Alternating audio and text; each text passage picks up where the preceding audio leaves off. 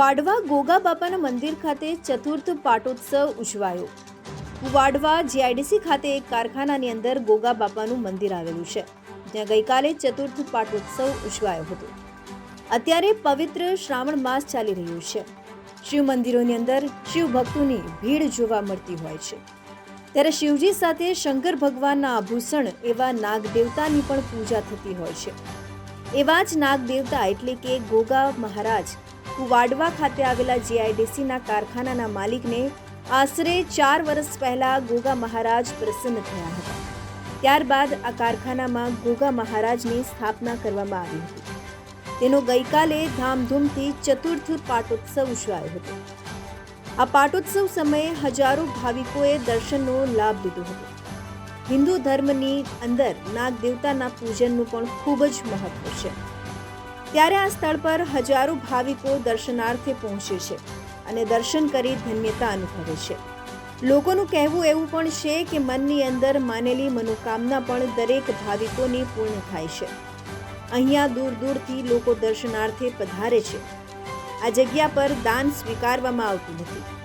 અહીંયા પ્રસાદ ભોજનની પણ વ્યવસ્થા કરવામાં આવે છે અને હજારો ભાવિકોએ પ્રસાદ લાભ લે છે। અહીંયા દર મહિનાની બંને 5મે વધુ દર્શનાર્થીઓ દર્શનાર્થે આવતા હોય છે અને એવું પણ કહેવામાં આવે છે કે ગોગા મહારાજ સાક્ષાત દર્શન આપે છે। આ પ્રસંગ વખતે સંતો, મહંતો અને રાજકીય અગ્રણીઓ ઉપસ્થિત રહ્યા હતા। મુકેશ ખખ્ખરનો રિપોર્ટ, ટન્ના સમાચાર। જય ગોગા મહારાજ।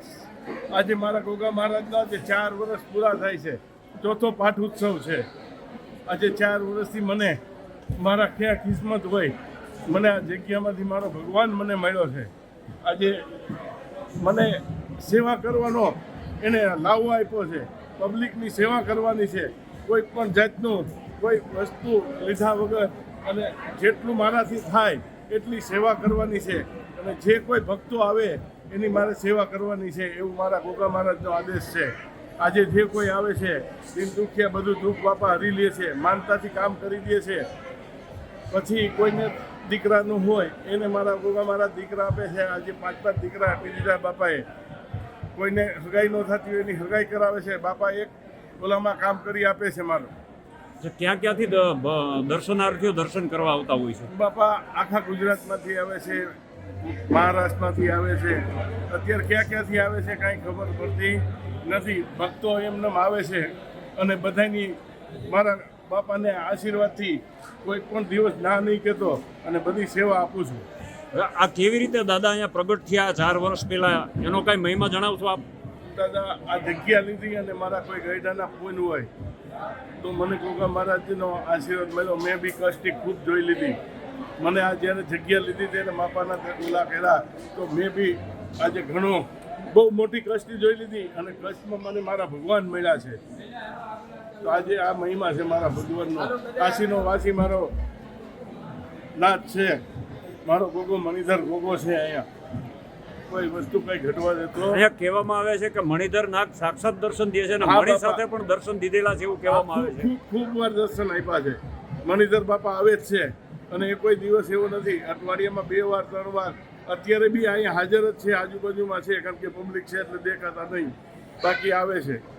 માથે મણી જગ્યા છે એટલે એ તો આવવાના જ છે। માથે મણી લઈને ફરતા હોય છે આવું પણ? હા, એવું બી આવેલું છે। એ બી ફોટો મારા દીકરા અહીંયા જોયો હતો અને તરત 5 મિનિટમાં અદૃશ્ય થઈ ગયા હતા। શું નામ આપનું અને ક્યાંથી પધારો છો? મારું નામ મીરા છે અને હું રાજકોટથી આવું છું। અચ્છા, અહીંયા કેટલા સમયથી આવતો? શું શ્રદ્ધા છે આપને? ઓલમોસ્ટ 1 વર્ષથી આવું છું ને બાપાએ ઘણા મારા કામ કર્યા છે, તો પરચા તો ઘણા બધા છે બાપાના।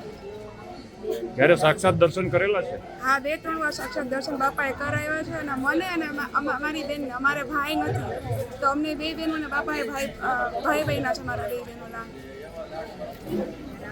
અને અમે જ્યારે બાપાને પહેલી વાર રાખડી આપી ને ત્યારે બાપા સાક્ષાત દર્શન દેવા આવ્યા હતા અને બાપા રાખડીમાંથી પાસ થઈ ગયા હતા અને તરત જ રાખડી સ્વીકારી દીધી અમારી। તો ઘણા બધા છે, એમાં કંઈ કહેવા જેવું નથી।